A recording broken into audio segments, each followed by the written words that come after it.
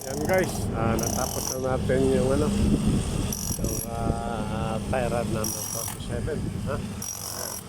So, pagka na-inspection na to, ng quality control, tatapakan natin siya guys. Tatapakan na natin.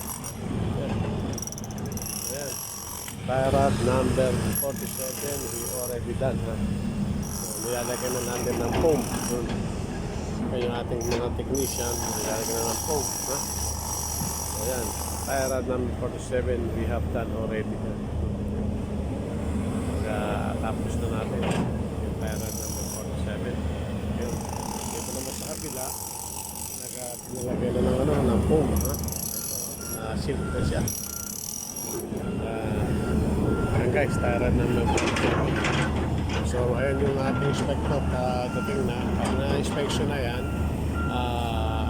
tatampakan na natin yan guys. And then ito naman area na to para sa 47, 49 guys. Yan.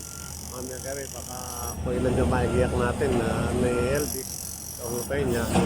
Tingnan natin mamaya gabi guys. Ha? Ito area to. Yan, binubuksan na natin yung nut no, sa wall para dyan natin lalagay yun. 47, 49, 48, 49. Okay. Yan guys. Tie rod number 47, tapos na.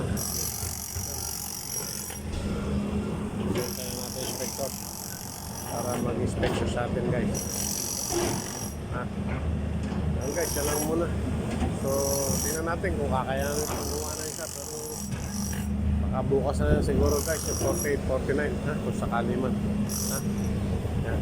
Tie rod number 47 already done.